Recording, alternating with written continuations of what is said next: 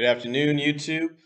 I'm Chris the Contemplative, and this is my show. If you're tuning in, you saw the thumbnail.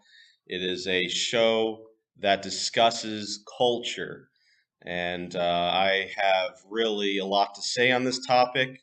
Usually, I do a mixture of culture and spirituality, but I'm going to be focusing more on this in this series on a sociological and psychological perspective as to what's going on and like I said last week, I do not believe gun control is the answer to what happened in the horrific tragedy of Uvalde, Texas, and other tragedies that have happened throughout the decade.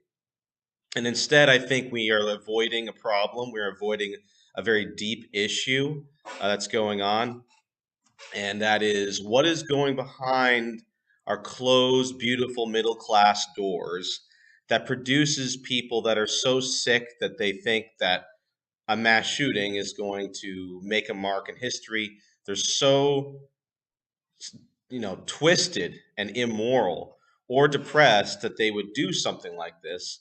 And of course, this is an extreme case. It's the tip of the iceberg, but we have an issue with suicide among the young. Everyone knows this, and all kinds of mental illness, gender dysphoria, all these things are happening.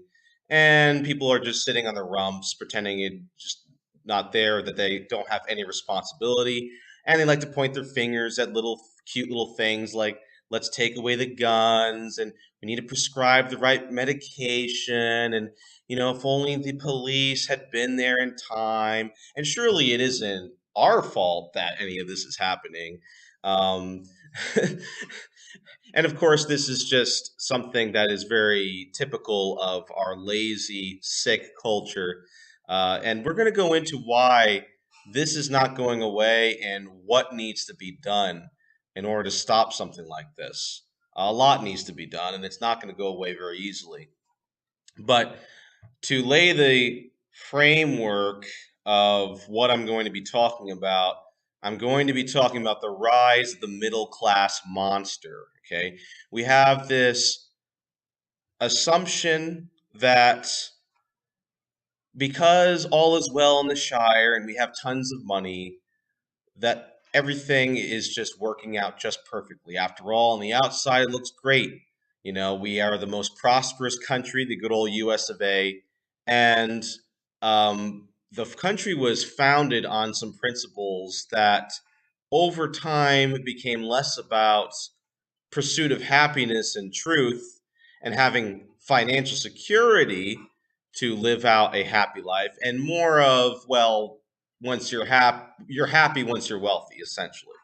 So we're in this era where we are living out the consequences of putting money and power first. And we're so dumbed down, we don't even know why it's happening when the answer is right in front of us. And so we have these really messed up kids who are not, they're not like all of these socialists and communists would like to say that it's capitalism's fault, but they're not bad off economically wise, right? A lot of these people are actually spoiled kids, spoiled American kids. You could possibly say that the money and the affluence makes it an even worse environment for this kind of thing to happen, because that creates a void and a complacency within the home. Now, in terms of the Uvalde shooter, I'm not going to tell you that, if we adjusted our culture, that someone like him wouldn't appear, but it definitely would decrease the possibility. And like I said in my previous show, there was a time when this kind of thing never happened. Yes, there was crime, but the soil for someone like this to appear on the scene was much more directed towards something healthy, which would at least encourage someone that's already pretty evil to not do something like that, or to be too scared to do something like that.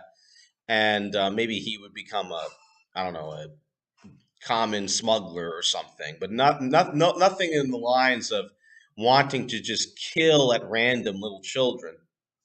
So I'm not going to say that this is a cure-all, a panacea, but I am going to say that this never used to happen, and it seems to just be something we're trying to pretend isn't our fault.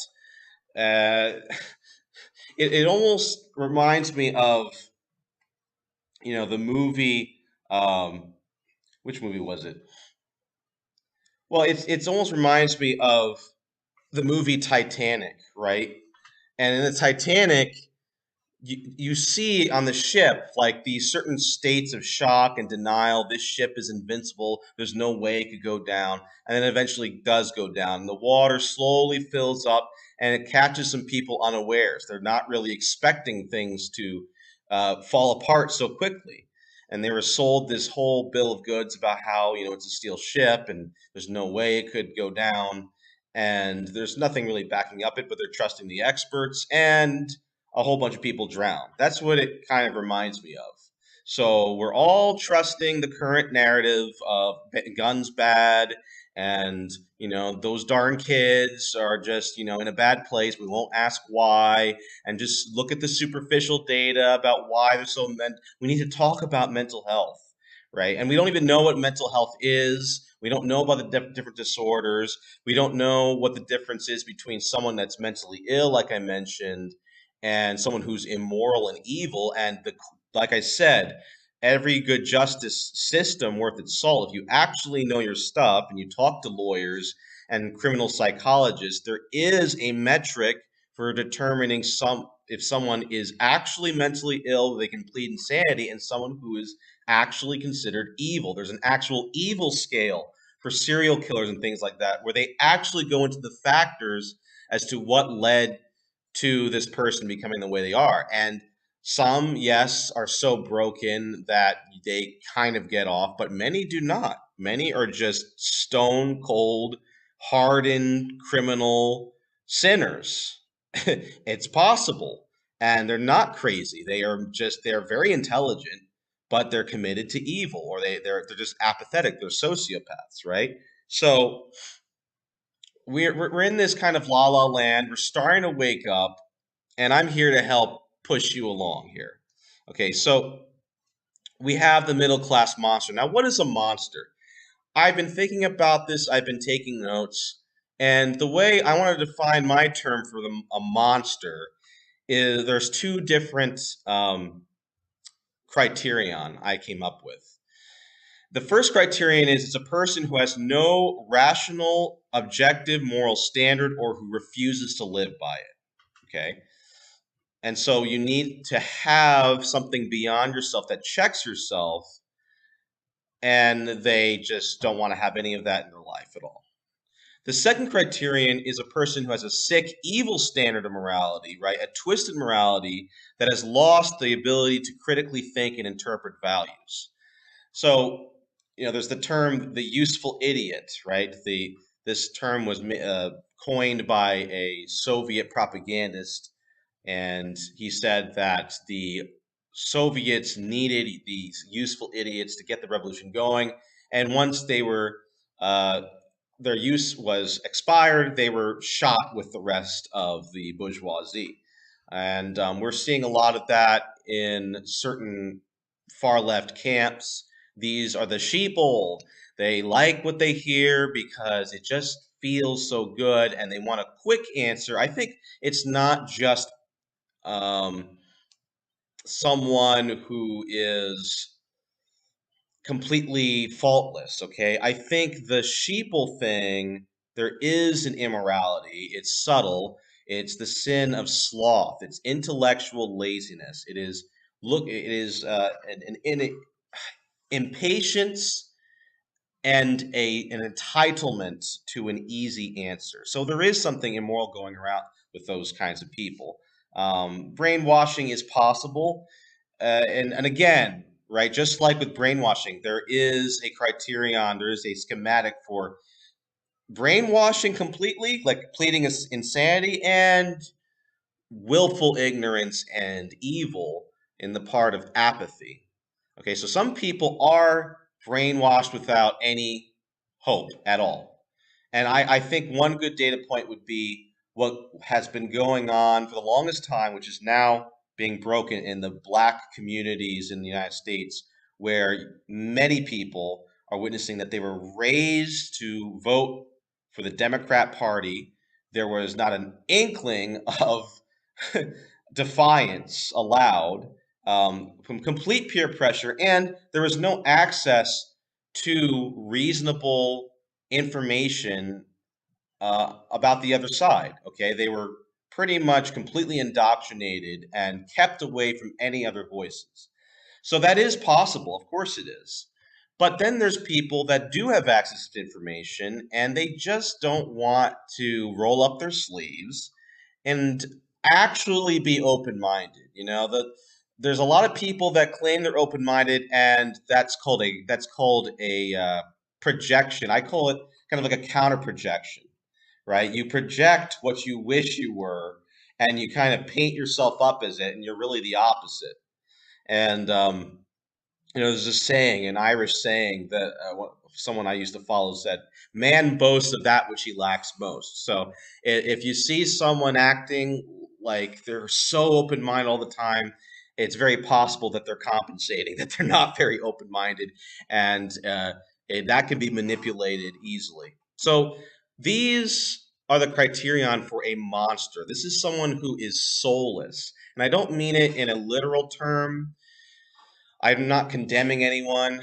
I am religious. I mean it in a metaphorical term, like when people say, for dramatic effect, you've lost your soul, right? You've lost your spark. You've lost your sense of self agency, and you have your own opinions. You not only have your own opinions, but you are humble enough to reevaluate and introspect. You're not a lemming. You're not someone that has no sense of spine or has no sense of morality. Okay, that is these are the criterion for what I call a monster. And when we look at that, why did I define that? Because I want to remind us that yes, this person was very sick, but he is an extension.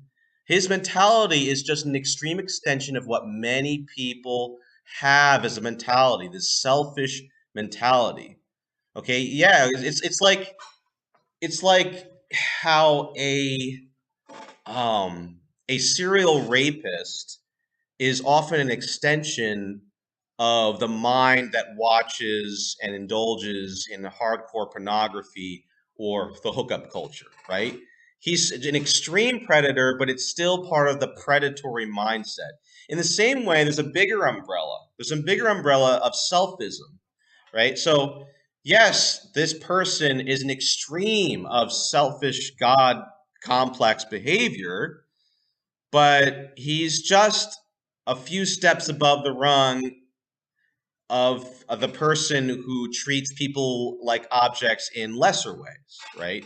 He's an extension of the corporate sociopath who treats his employees like garbage, right? And uses people for his profit, doesn't give them fair wages. He's an extension of Amber Heard and Jayla Smith, who, the abusive spouse who manipulates their spouse because they're crazy, and I don't even know what's going on through those people's heads, but there's plenty of them. He's an extension of the bully at school who uses power to try to get his pathetic fix or whatever.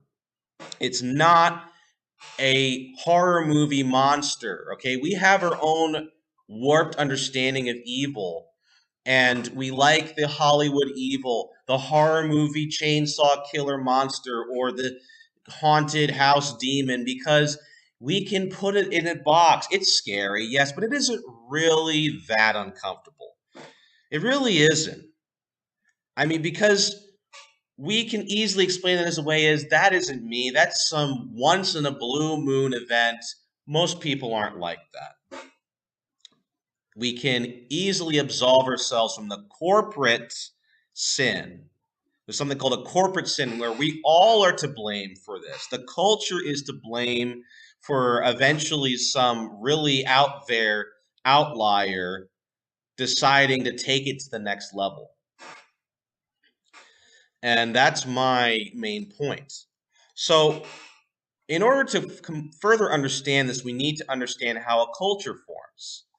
We need to understand where this all comes from and what patterns usually lead to these things happening. Oh, wow, looks like we have a lot of comments. Keep the comments coming, guys. Okay, Ivan, you are reaching a particular point that I will be bringing up. MK Ultra brainwashing tactics.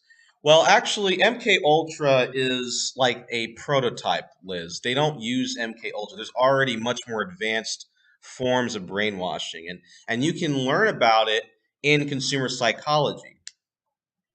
Okay, in consumer psychology, you learn techniques that can be used for psychological operations, and that's subliminal messaging and repetition, and it's really it's really not that what they're doing is not that unavailable to the public.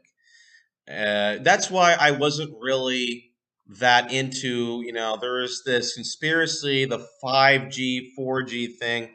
Well, the cellular brain, the cellular waves are affecting the brain. There's shaky evidence for that. But my point for that was you really don't need anything that advanced to manipulate people, amass people into evil. The most effective stuff is pretty simple. You need a lot of assets and power. You need to run the media. You need to affect the schools, and do your communist takeover of church or state, and have everyone repeating the same things. You need subliminal messaging. There are some things you could do with the water and food, I suppose, and you could make people unhealthy. You need to separate people, isolate people. You need to create social division. But it really is very natural. And of course, the last big element, and I'm not trying to derivate too much here, I'll get back into what I'm saying, but the last big element is the fact that humanity is already naturally fallen. So we're very weak to these things. Okay, it's not really a Herculean effort to to really pull this off. It's not that hard at all.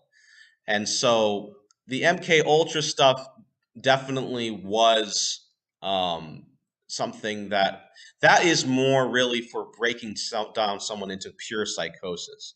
So if you want to break someone down, let's say you have someone captured and you need to really unethical stuff. You need, if you have the desire to go full Nazi scientist and break someone down to a zombie, um, and you want like a stone cold killer, there are ways to kind of do cult like tactics to break someone down into a different world where they're more susceptible, and it's really sick stuff. But in terms of just turning people into immoral and apathetic people, um, that's easy peasy, lemon squeezy. I mean, the devil. That's the spiritual warfare, right? We already have the issue as Catholics. We already have an understanding that every day is a fight against that spirit. So that's my little issue with, like, well, it's MK Ultra, yeah, kind of, but really not really. There's already very simple, easy ways to mess with people, but we'll get into that another time. So culture is created, and Ivan, you're here. I'm glad you're here. You can always add in. You brought up capitalism. When I study history, and I'm a history teacher and principal, by the way. So I'm all into this stuff, and I see how culture and society is changing as well as what happened in the past. The first big factor towards a culture being created and evolving is capitalism and surplus. Okay. And what happens in these civilizations when they are built up, like you think of Greece and Rome, you need a certain surplus, a prosperity that allows people to trade information. You need stability as well. You need a society that has a decent amount of peace. And what happens in capitalism and surplus is you have these services, and people have to dig deep into their human potential to create something.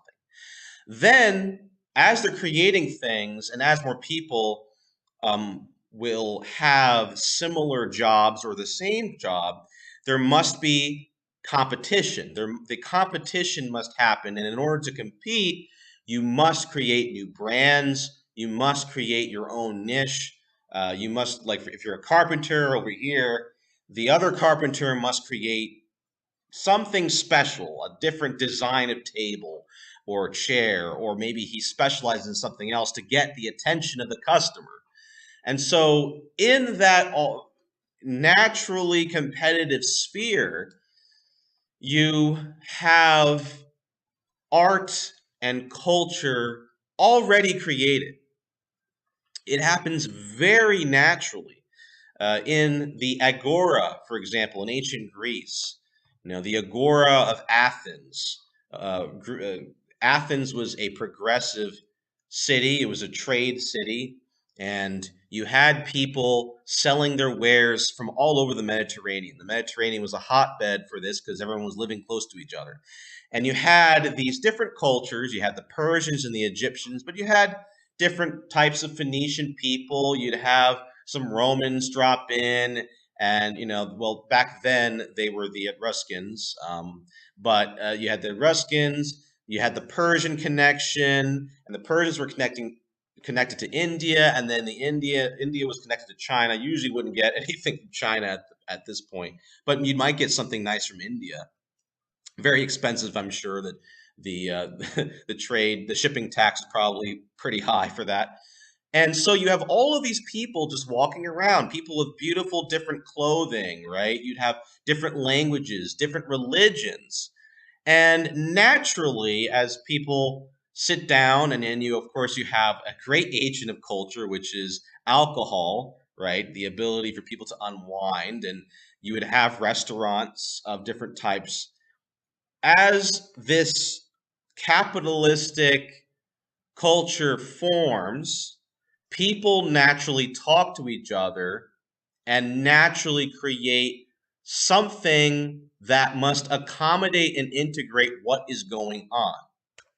And as long as you don't have like some kind of tyrant who is really harsh on other ideas, this is what happens. But even in a stricter society, you had to trade with other countries in order to prosper and compete with other countries. So let's say you have um, Jerusalem, right, during its stronger times. Okay, let's say during the time of David or the time of one of the better kings, right? So the Jews were pretty isolationist. We know this.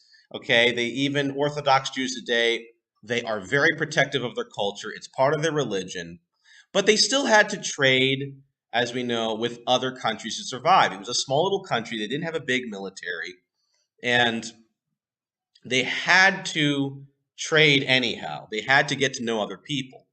So even the Jews had to relate with other people and connect. So this is a natural thing that must happen. And that's one factor that creates a culture. The second thing that creates a culture, or evolves a culture, is the level of diversity of thought and division of labor. And what happens is, at a certain point, the culture either is completely lost from one extreme or the other. Okay, so if you have too much of a monopoly on the thought and too much of a monopoly of the elites versus the poor, your culture stagnates and suffers. If there is such a diversity of thought and such a division of labor, your culture becomes unidentifiable, which is still not as bad as being stifled. Okay, so if you have, let's say, an extremely liberal, which we have, all right, we have a very well, we used to have. I would say there's something else going on, but I would say, a good example of an extremely libertarian society would be, you know, well, there's certain societies that they still have rules and regulations, but everything else in terms of ideas and freedom is a go. So you had Canada, right? Canada, I would say, is used to be a very libertarian society, and so was America up until recently. That's still not too bad because what happens there is the culture still finds direction, but it finds direction in intellectual competition. So as long as people aren't killing each other, good and bad will compete for the truth, and that competition is good. Uh, I am not someone who thinks I don't join the arms of some other people that are Catholics that believe we need like this strict, overly strict society. Everything must be Catholic or like some super strict thing because there is already an inherent power to truth, especially if you have God on your side and rationality on your side. If it isn't being censored and suppressed, it's got one pack hell of a wallop behind it. Okay, um, and I have a counterpoint to people who say, well, we need to have like some kind of extreme state sanctioned Christianity where we have to censor people that aren't Christian.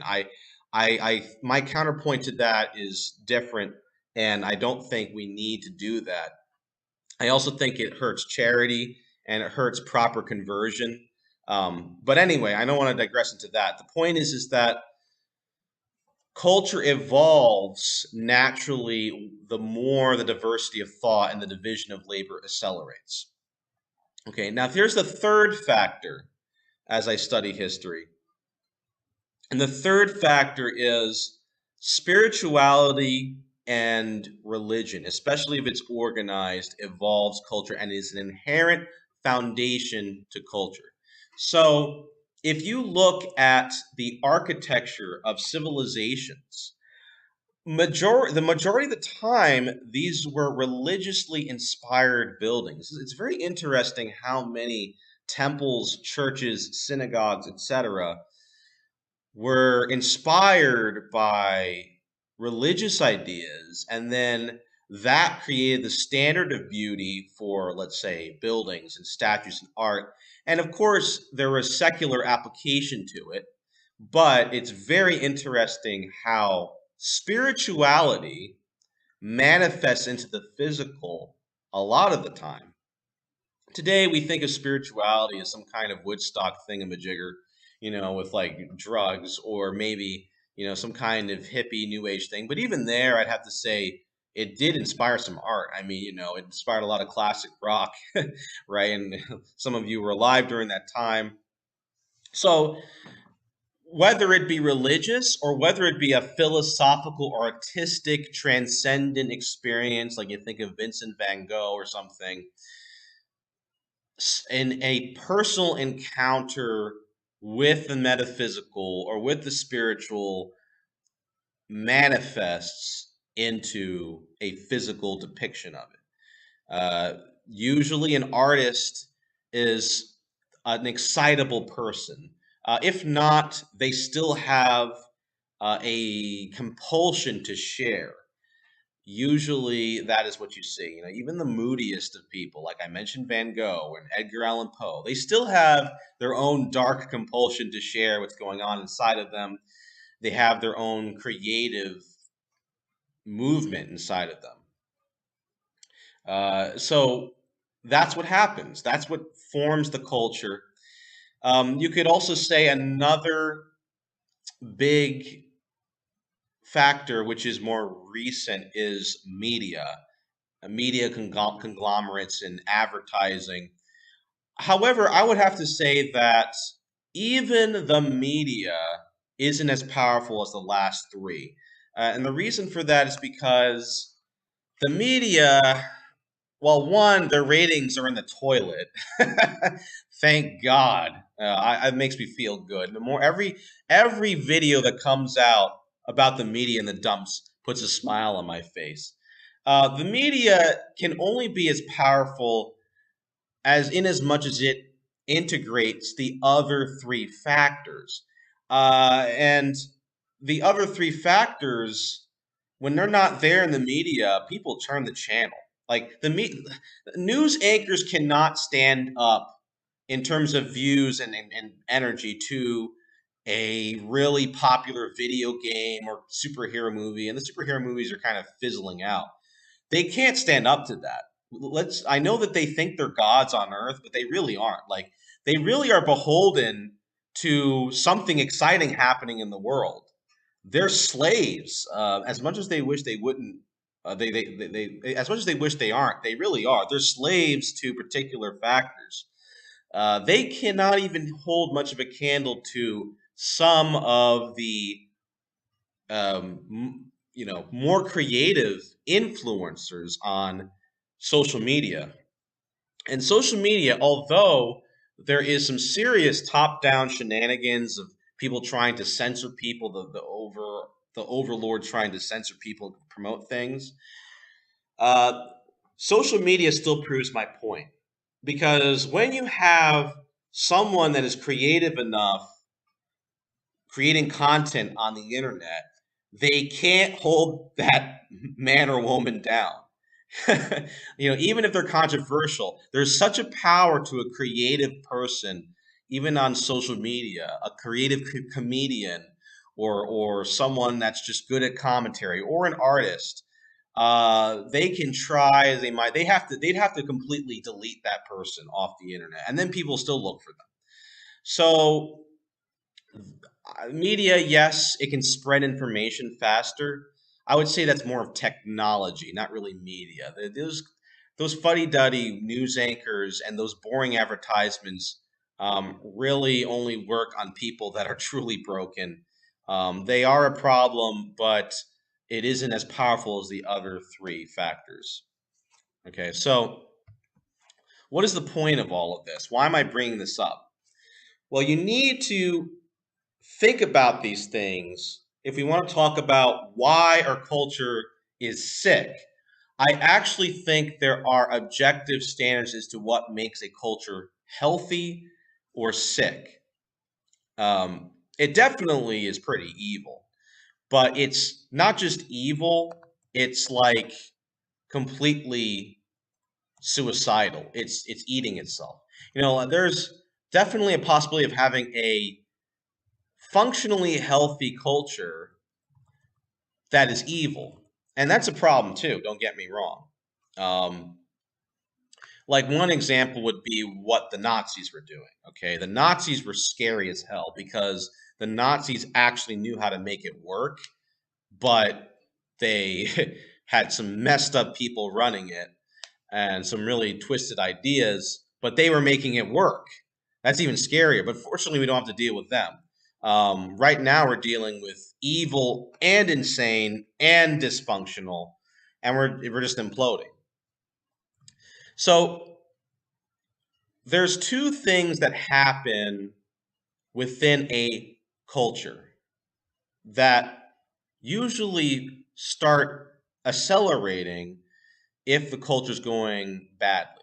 Okay. And these are subcultures and countercultures. Now, a subculture is an actual sociological term. In sociology, I would study this, and I'm surprised. I used to think that was a term that people made up to represent, like different fringe groups in the music industry. I didn't know that it was an actually taken seriously term, but it is by sociologists and um, different psychologists. A subculture is something that you see, and it's usually a negative thing, I have to say. It's a breakaway culture towards a specific end that is not usually given by the mainstream. The mainstream is not providing a particular need or creative drive or interest, and so the subculture forms around a either newly created concept or interest, or something that is not being met. So this could be anything really. It could be there's a drug subculture, for example.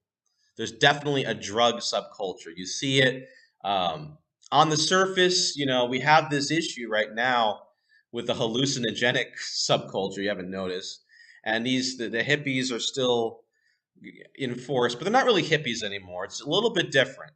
But people are experimenting with hallucinogenics, and they're doing it because it doesn't have addictive properties to it. So there's this thing going around where it's like, well, man, you can explore your mind and it won't make you addicted to it, so it's safe. And I question that. I think there is a danger to playing with these substances that is different from narcotic addiction, but it's still a problem. Okay, so the mainstream culture does not yet promote LSD, DMT, salvia, divinorum, and other things like that. Those like the main ones that I see being pushed. You don't see it in the mainstream culture, so there's a subculture forming. Usually around their main mascot is usually Joe Rogan. Maybe one day we'll get there. Maybe one day we'll have like the parents smoking a DMT pipe, and it's like, do you want a in an advertisement? Do you need a robot that makes sure you're having a good drug trip? And they have like this whole program for people that trip, so that the kids can be babysat while they're doing drugs. I don't know, but it's not. We're not there yet. Another subculture is extreme ideologies. Okay, so oh, hi, John Curtis. Uh, Culture. Do I mean civilization? I'm going to stick with culture because we're not very civilized a lot of the time. But civilization is another good word. But I think culture fits a more globalized world where you have transnational corporations that affect multiple countries. And like I said, there's subcultures going on that aren't necessarily connected to civilization. So that's why I'm using that word. Welcome, by the way. So extreme ideologies, the mainstream usually is not into that, right? It could pose a threat to the current government. It could also just be scary or something that disturbs what the capitalists milieu wants to do. So now, an extreme ideology, just like when I talk about The Shadow by Carl Jung, right? Taboo things. That doesn't necessarily mean a bad ideology, because we have to remember, and this is very important, what the mass opinion or the perceived mainstream opinion is may not be good. So they could say Christianity is extreme, right? They could say an Orthodox Catholic is an extremist, and they already do most of the time. So that doesn't necessarily mean a negative extreme ideology, but there are, of course, bad extreme ideologies. Okay, taboo entertainment. There's definitely subcultures around that. Um, I don't even know, you didn't go into all the nasty things that are considered taboo entertainment, but they're there. And then there's subcultures that are happening right now that involve anti-objective morality movements. Okay, so the current neoliberal culture is pretty woke right now. And if it isn't woke, it's kind of lukewarm. I what I see right now, they still aren't completely like. There's no promotion of do what thou wilt completely yet. We're not completely there, and I don't think we'll ever be there because the corporations want to appeal to like older generations, and people don't want anything scary going around. Okay, but like I said, the liberal philosophy is creating monsters, as much as they don't want to admit it. So underneath the water, there are people into Satanism, extreme forms of communism, and illegalism, right?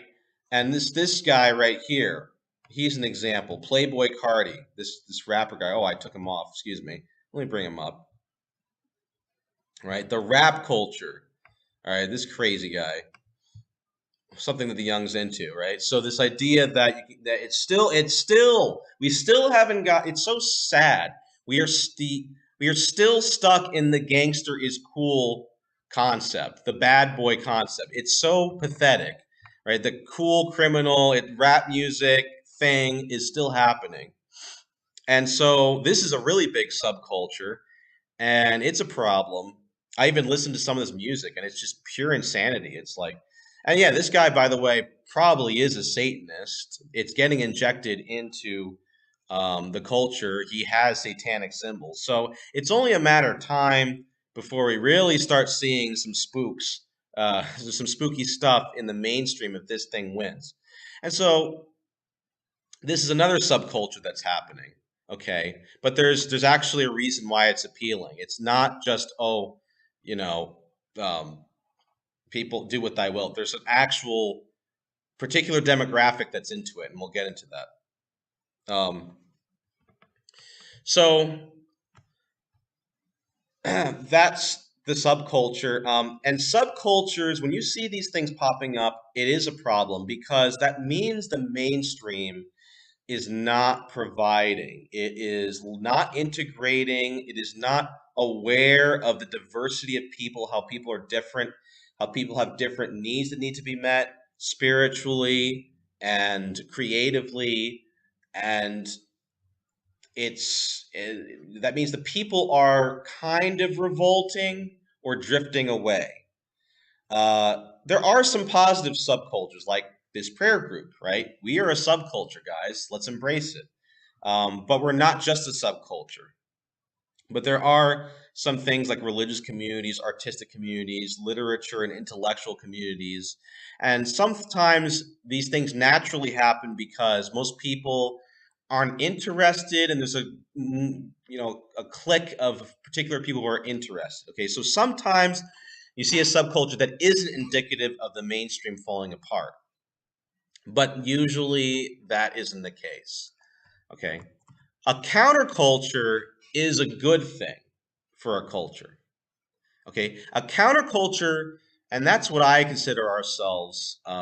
I think we're more of a counterculture than just a mere subculture. We don't want to be quietist, like Thomas has been saying. We are a pushback against the mainstream culture, and that's good. Okay, we don't need to be these scared little status quo, spineless, all is well normal people. That's called the blue pill on the internet. We do need to be open to a counterculture, okay? A counterculture challenges the norm intentionally. And if the norm is bad, it can provide an outlet. And if the counterculture is bad, the mainstream culture either kills it and gains an immunity to it. A culture works like an organism oftentimes. Okay, so if the counterculture is bad and the mainstream culture fights back and overwhelms it, then in that fight, the mainstream culture gains wisdom as to why that bad counterculture happened. Okay, there is a little bit of Darwinian stuff going on with cultures, they like professors like their Darwin. Okay, it's really not Darwinism. They just like to do that because they like to use that term because they're obsessed with Darwin. But for the sake of argument, it is a kind of evolution. Okay, and even if, let's say, the communist counterculture wins, let's say there's a communist counterculture, they win, they suppress the people. If everything flips upside down and the conservative Christian counterculture or capitalist counterculture is strong and fights back, that's still better than a slowly dying mainstream culture with nothing going on, everyone just killing themselves. Okay, that's the fall of Rome. When a culture dies from stagnancy and being stagnant and just suicide, it doesn't come back. If it gets overwhelmed by an enemy but still fights on, it survives. Okay, so the fight is good.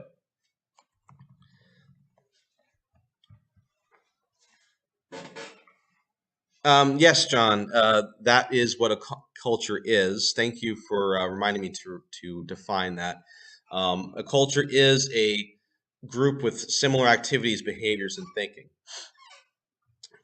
So, it, civilization is something a little bit more specific, which we'll cover in another broadcast. And we usually, when we're raised in the educational system, we don't think of culture as we think as much of civilization.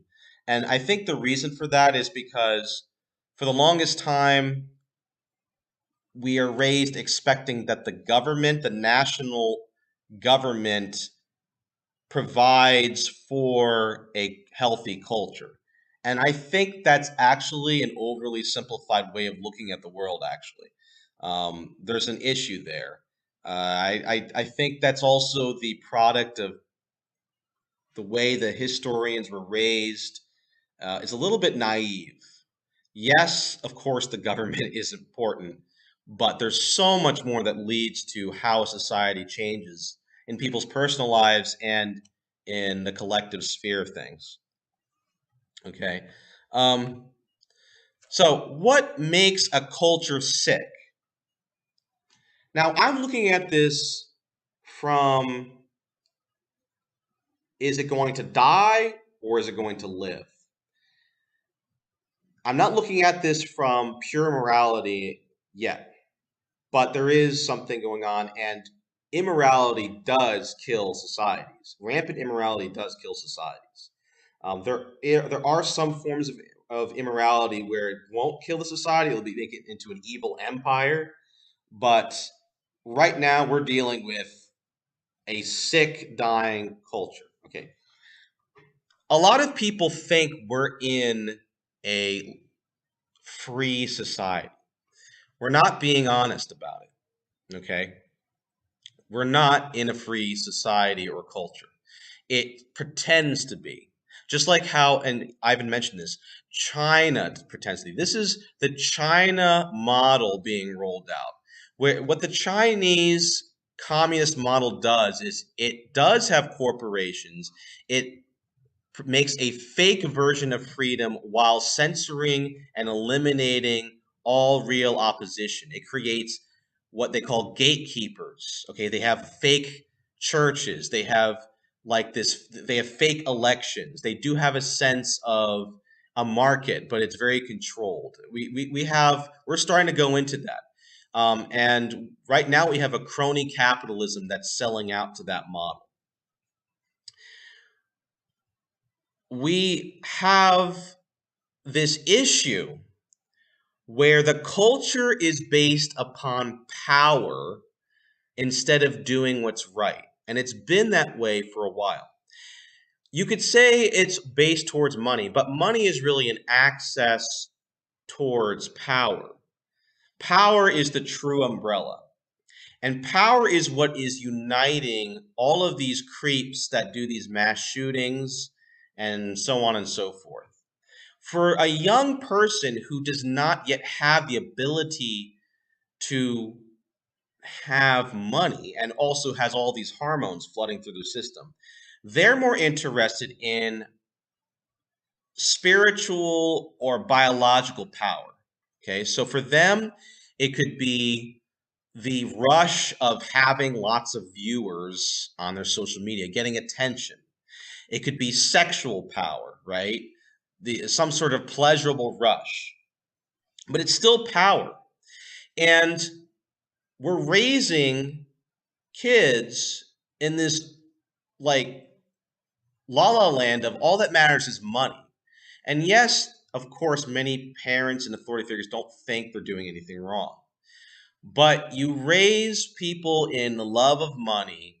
You feed the beast that wants power because subconsciously we all know that money means power, okay, and domination and getting ahead.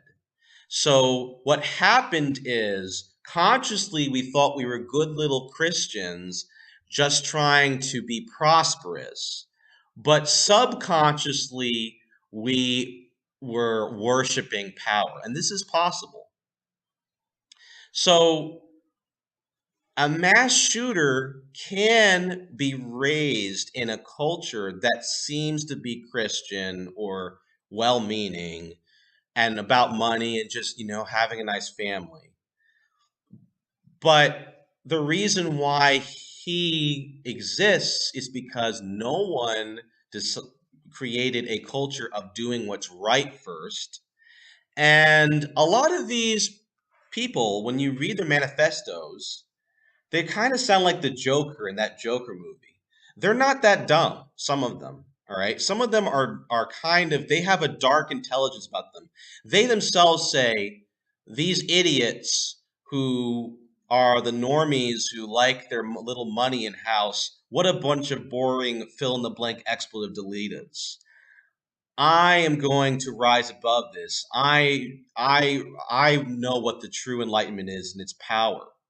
They often look at people that are into this neoliberal thing as a bunch of cowards who want to flirt a little bit with, their, the quest for power, but they don't want to go all the way in.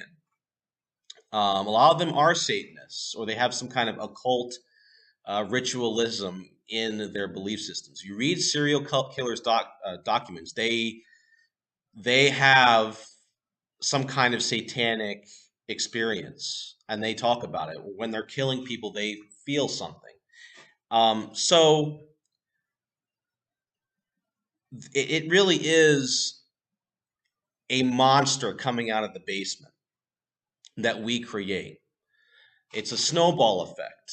So when you don't have a culture that puts righteousness and seek first the kingdom of God first, it doesn't really matter what your good intentions are. What subconscious beast are you feeding in your daily behaviors, in what money, where you send your money, in what institutions you support, in the daily psychological formation of the children. Another thing that I have to say is there is an actual suppression of individuality in this free culture. So what's going on is you have a few companies owning everything, and then you have these trends that are going out there and people just follow them along. We're not raising people to be entrepreneurs. Now, what the hell does that have to do with a mass shooter or people becoming evil and selfish? Well, the problem is that one, without a sense of accountability and creativity, you take away a person's sense of work ethic and responsibility and vision. They inherently become lazy followers. They inherently don't know how to think. They don't know how to roll up their sleeves, learn skills, and develop their brains. And so they turn into little Twitter people. I'm a little Twitter person. I retweet this and that. I repost. Oh, I saw this on the internet. Well, I'm not going to even read the article, but I'm pretty sure what they're saying is really smart because I can't think for myself. We're becoming very dumb, okay, because we're not exercising this thing here. And it's very sad. And I think that if we had an actual truly free market, you would have these much more powerful individuals creating outlets and discussions that are truly intelligent that would sway people away from the constant me, selfish, bored out of my mind, mentally ill, I check Reddit and Twitter every hour addiction culture that we have. And it's really bad. Okay. I see a lot of people stuck on their smartphones and even their jobs, right? Okay, they're employed, big deal. There's this thing, oh, as long as you're employed. Well, not really. If you're just an office space jockey and you're doing something that doesn't really involve critical thinking, that might not help at all. Okay, maybe you can pay your taxes, but that's not much in and of itself to stop what's coming down the pipe.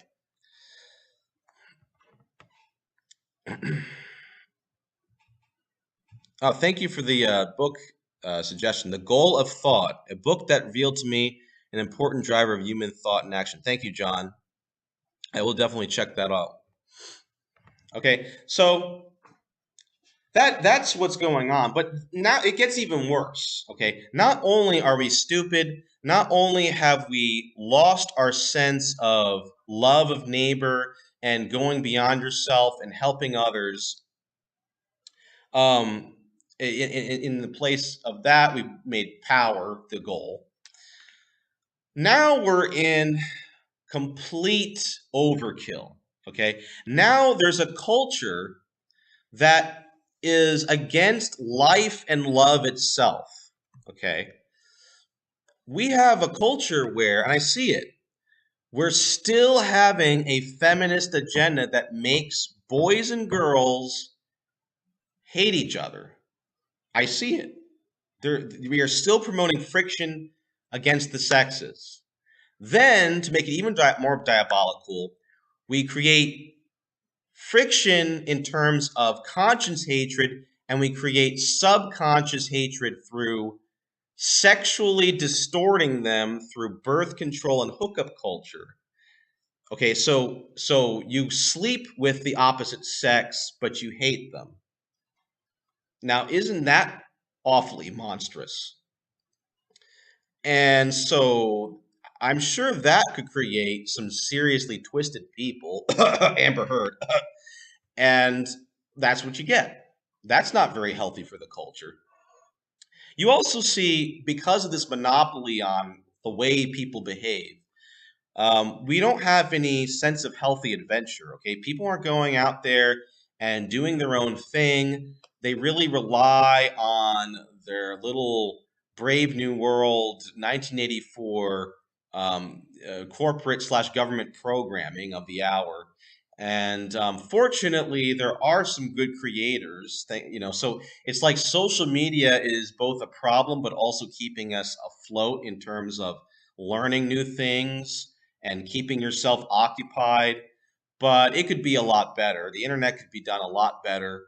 And I really hope that Elon Musk takes over Twitter and someone does something about there's a change of management on YouTube. That would be pretty nice. And we could go back to old school YouTube.